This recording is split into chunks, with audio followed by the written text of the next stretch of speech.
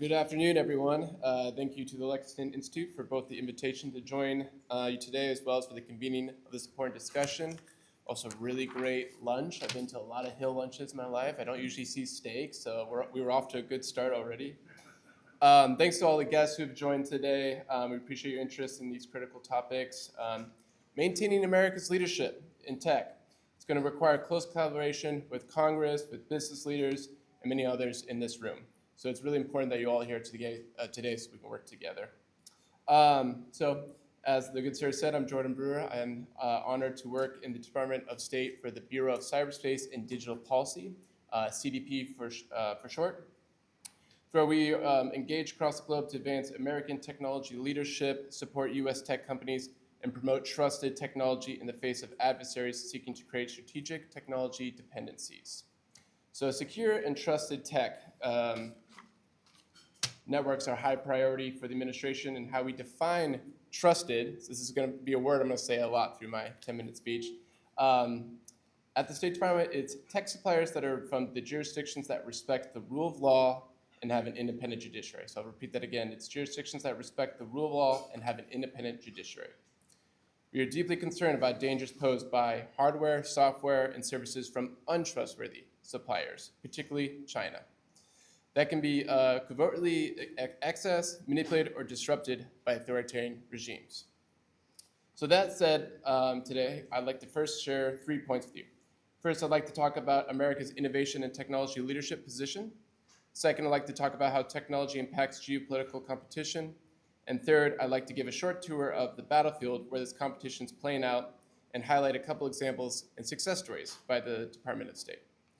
But before walking through these 3 items, let me set the table of technology diplomacy and why it matters. The Department of State conducts diplomacy on behalf of the American people in every region of the globe on a myriad of topics, from counterterrorism, economic and commercial diplomacy, law enforcement, military cooperation, disaster response, and promoting freedom, and more. Technology policy now cuts across every region and every major foreign policy topic. What's more, technology has become foundational to geopolitical influence and economic competitiveness and national security. If a country has untrusted vendors in its system, security operations is diminished. If foreign governments use discriminatory regulation, excessive fines, just recently, the DMA did a $890 million fine on Google just this week, and other non-tariff barriers, these disadvantages leading American technology companies, American innovation, and competitiveness. If a country fails to adopt American-led cyber and technology standards, it creates risk across networks and across borders. So in other words, this work matters and has major downstream implications for American security and prosperity. So with all that being said, let me share a few comments on America's leadership position in tech and how that frames our work. So America's unique model, grounded in capitalism, risk-taking, and private investment, has created the world's leading technology innovation ecosystem.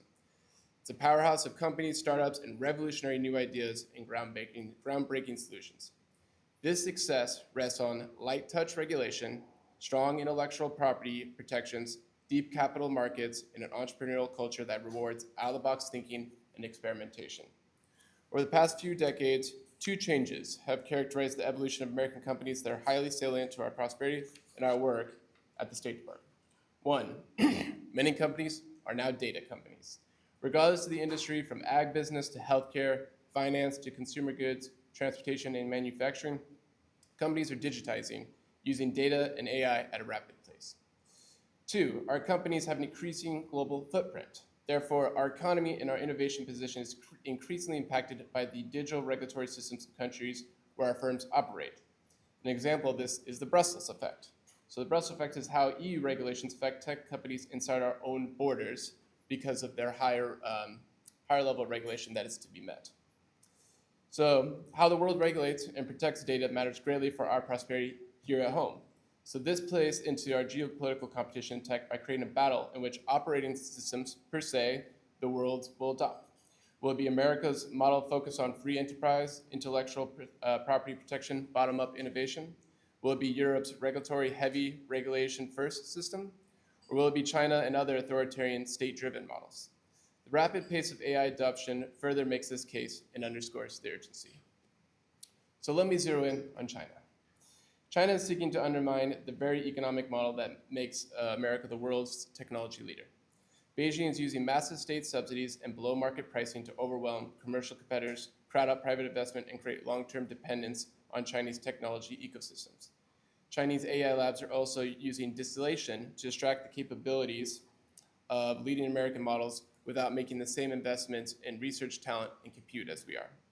Anthropic's head of national security policy recently said the company is shutting down distillation accounts in the orders of millions of counts per week, and that without Chinese labs distilling US models, the United States would have twice the lead we have on them today. Our team at the State Department and others work on this daily challenge with great energy and robustness.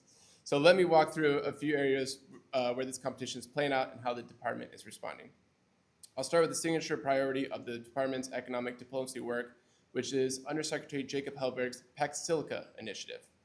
PacSilica is the US government's flagship effort to build a secure, resilient, and market-driven global AI ecosystem powered by American technology and the capabilities of our trusted partners.